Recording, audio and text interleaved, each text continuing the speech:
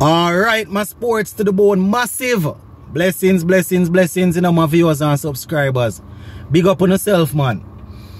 Alright, my peeps, so couple of things I want to take a look at in this one. Now, Brandon King, quite a few of you guys, want to see him play Test cricket, want to see him play all three formats for West Indies. And he is expected to take the field tomorrow as the Tri-Series continues in the Headley Weeks trophy thing. Right, Brandon King did an interview and he was talking about a couple things that he's looking to achieve in this tournament. And he was talking about playing Test cricket, and also shedding some light as to why a lot of players are not playing red ball cricket in the region. So I'm gonna talk about that. Plus, I'm also gonna give you a couple of players to watch in team weeks and a couple of players to watch in the West Indies Cricket Academy. I mean, we have seen the West Indies Cricket Academy in action already. They got the better of Team Headley. But what I'm going to do is give you 5 players that I am picking out from each team that I think will probably be the ones that you need to zoom in on. I don't know, no, this is just me talking because some of these players might not even get into the playing 11.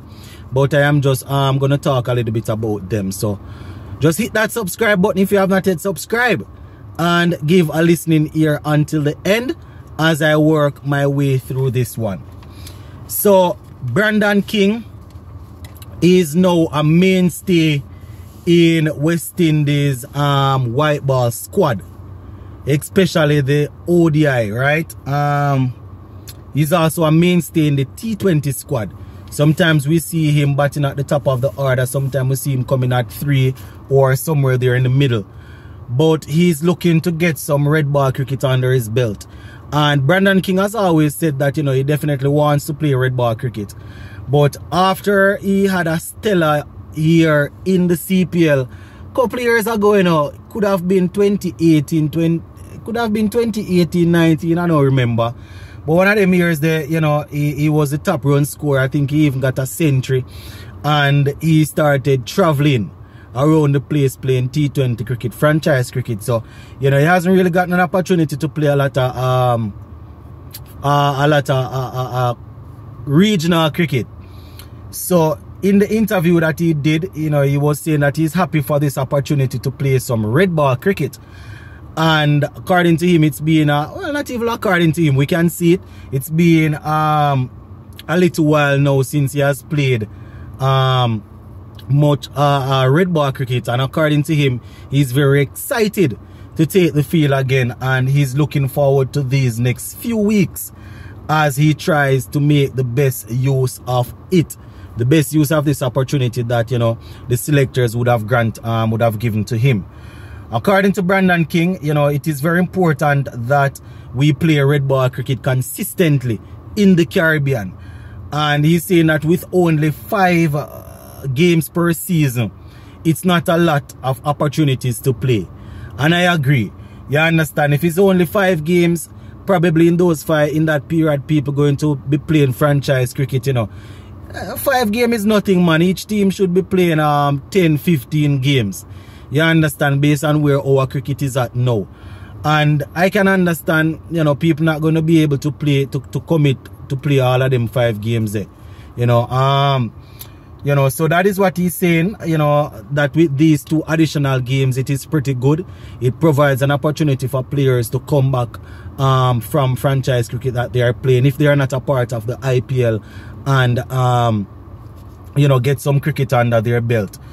Get some red ball cricket under their belt. So he was also asked about his goals for this tournament, his individual goals, and according to him, that is definitely to try and score 2 centuries. He's going to be playing 2 games, so he's saying that the aim is to try and score at least 2 centuries and to win both games. So scoring 2 centuries and winning both games, that is what Brandon King is looking for. He's saying that he's trying to set a high standard, trying to set the goals high, and saying that he's happy to be amongst these players, happy to be among these guys. Some of these people, he has been playing cricket with them for quite some time. So, you know, it's good. It's good to see Brandon King getting a look in the red ball squad there. Him saying that he wants to score 2 century and end up on the winning team. That I have to say kudos to him for that. At least he's ready to challenge himself. Coming from the white ball cricket, he has the ability. All he needs to do is to go out there. He's facing world-class bowling, playing ODI and T20 cricket. So what he needs to do now, I mean, this is going to be testing your temperament and all of that, but his technique is good enough. You understand? He's a good enough cricketer to go out there, settle down and bat and play. So gonna continue to watch this. As I said, the game starts tomorrow. So we're gonna keep a close eye on how Brandon King will take things. And it's gonna be Team Weeks versus Team West Indies Cricket Academy. And I just wanted to, you know, highlight a couple of players that I will be keeping an eye on.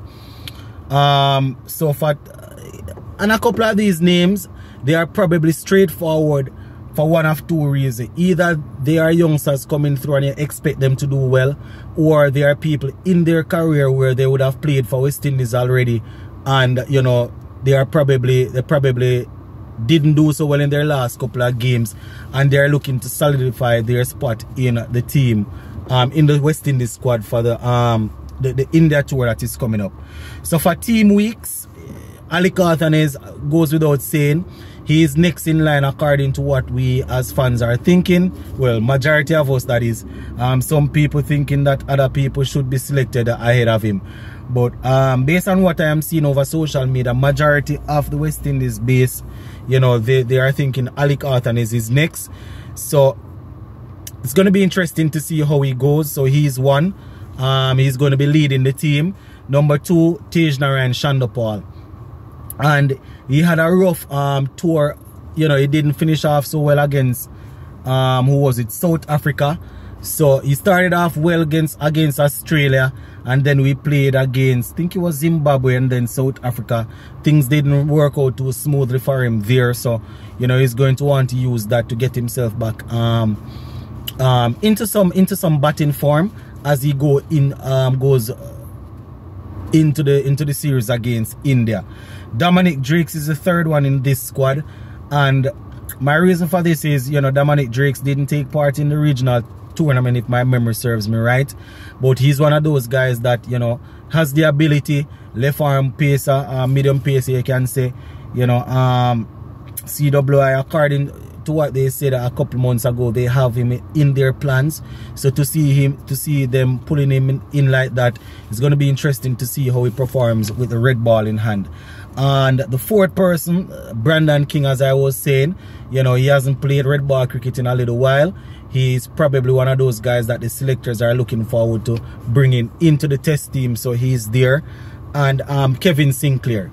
Kevin Sinclair is one of those guys that I am looking at because, you know, when it comes on to spin for the West Indies, spots always up for grab. As we speak, Gudi Kishmoti is a frontline spinner, but you never know if he might get injured or if you might buck up on a pitch that you need 2 spinners. And as I said, Rastan Chase isn't there for me right now. So you know, Kevin Sinclair, after helping to win that title, that regional title for Guyana, will be interesting to see how he goes. So those are the 5 people from that team.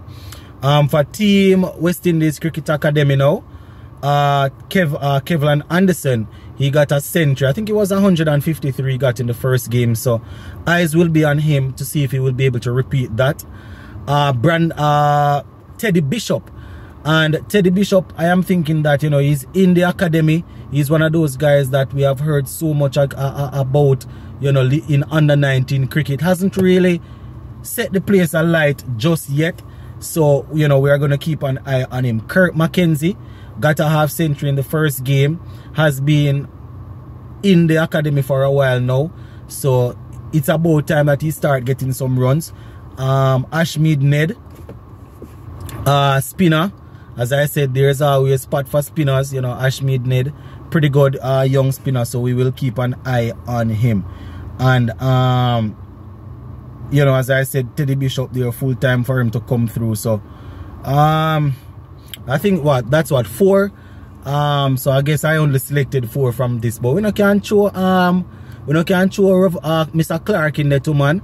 You know, yeah, man, he's one of those guys that he came through the under-19 team also. Rivaldo Clark came through the under-19 setup, and you know, we definitely want to see what he has up his sleeve. So yeah, that is basically it for this one, my peeps. So go and leave it right here so for now, you know.